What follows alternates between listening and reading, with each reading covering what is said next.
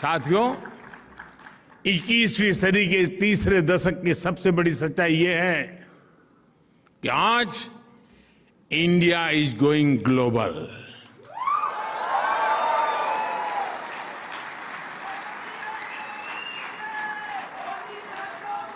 Corona के इसी काल में भारत ने 150 से ज्यादा देशों को जरूरी दवाइयां भेजकर अनेकों जिंदगियां बचाने में मदद की है।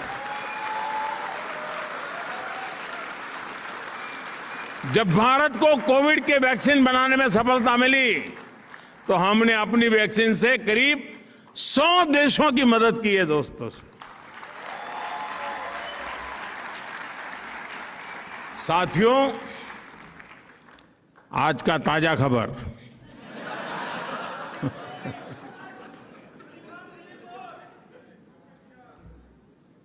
रुकावट के लिए खेद है।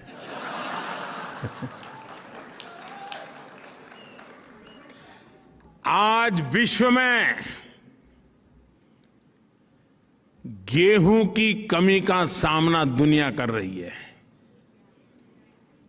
फूड सिक्योरिटी के लेकर के दुनिया में बड़े बड़े देश चिंतित है। उस समय हिंदुस्तान का किसान दुनिया का पेट भरने के लिए आगे आ रहा है।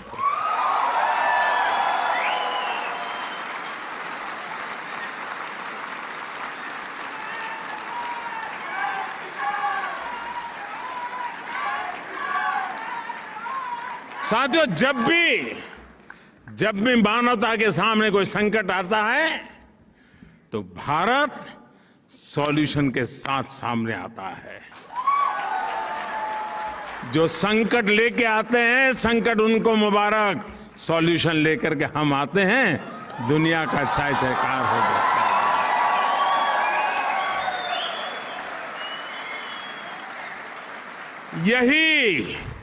दोस्तों, यही नया भारत है, यही नए भारत की ताकत है।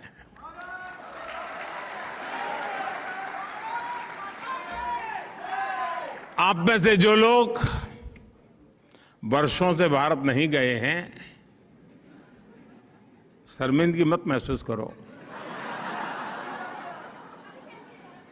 लेकिन उनको जरूर लगता होगा आखिर ये हुआ कैसे,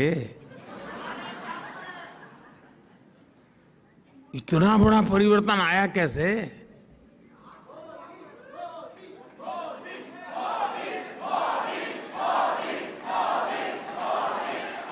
जी नहीं साथियों, आपका आंसर गलत है।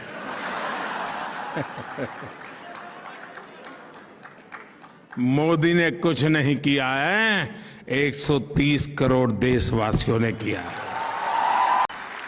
साथियों, ग्लोबल होते भारत में आपका योगदान भी बहुत होने वाला है, अहम होने वाला है।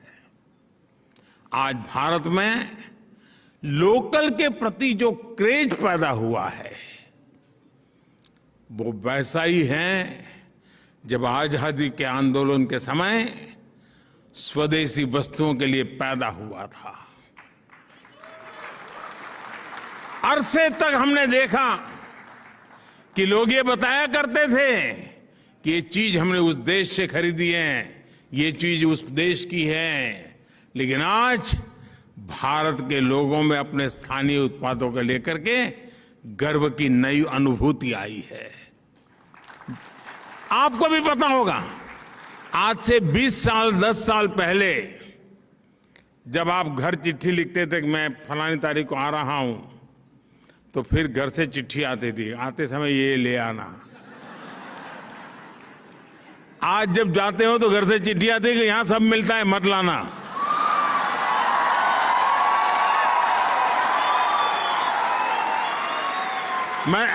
मैं सही बता रहा हूं कि नहीं बता रहा हूं? यही है ना।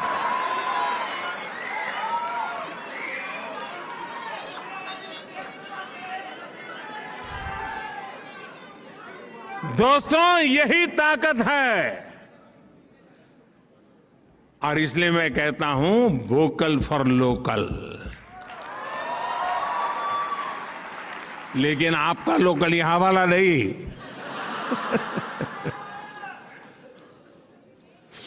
दोस्तों, ये जो दम पैदा हुआ है ना, इस चीज को बनाने में किसी भारतीय की मेहनत लगी है। उस हर प्रोडक्ट के किसी भारतीय के पसीने की महक है दोस्तों, उस मिट्टी की सुगंध है दोस्तों।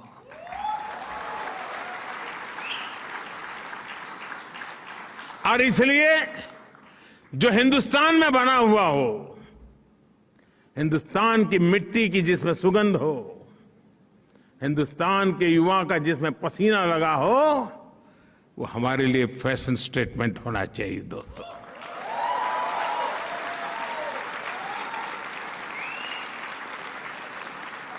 आप देखिए, एक बार ये फीलिंग अनुभव करेंगे ना, तो वाइब्रेशन अगल बगल में पहुंचते देर नहीं लगे लोगों। और फिर देखना जब जाओगे आप कि भी मैं हिंदुस्तान जा रहा हूं 10 दिन के लिए, तो यहां से लोग चिट्ठी देंगे कि वापस आते समय हिंदुस्तान से ले आना।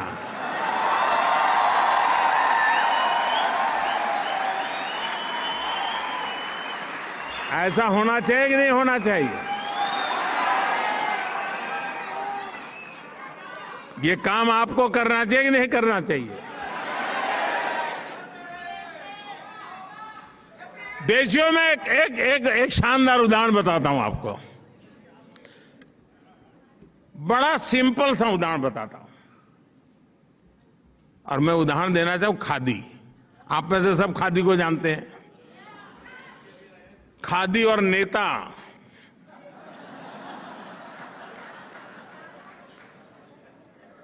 चोली दामन का नाता था।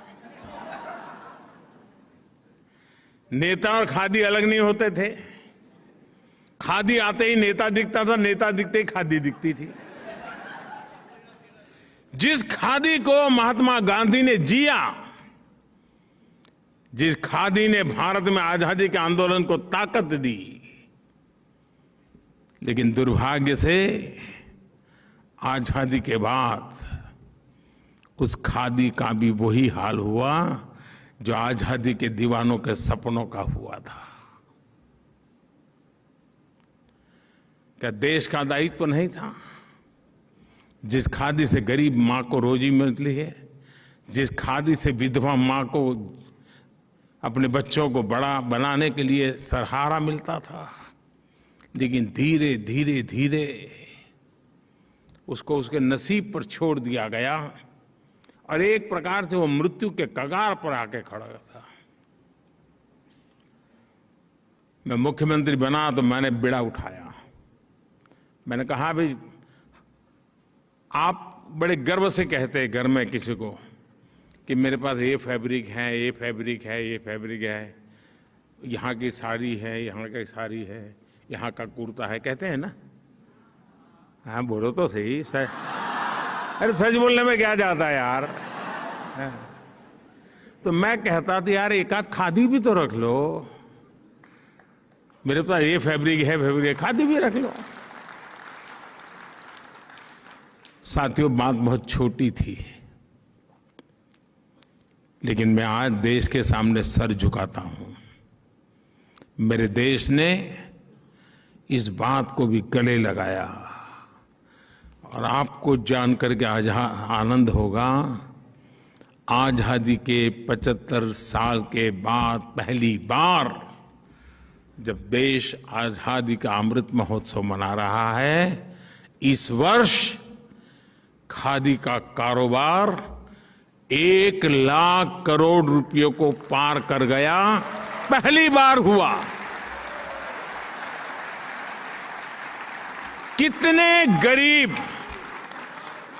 गरीब विधवा माताओं को रोजी रोटी मिली होगी। देखो, पिछले 8 साल में खादी के उत्पादन में जो लगभग 250% की वृद्धि हुई है। और आप दायरा देखिए दोस्तों, मैं जिस मिजाज से स्टार्टअप की बात करता हूं ना, उसी मिजाज से खादी की भी बात करता हूं।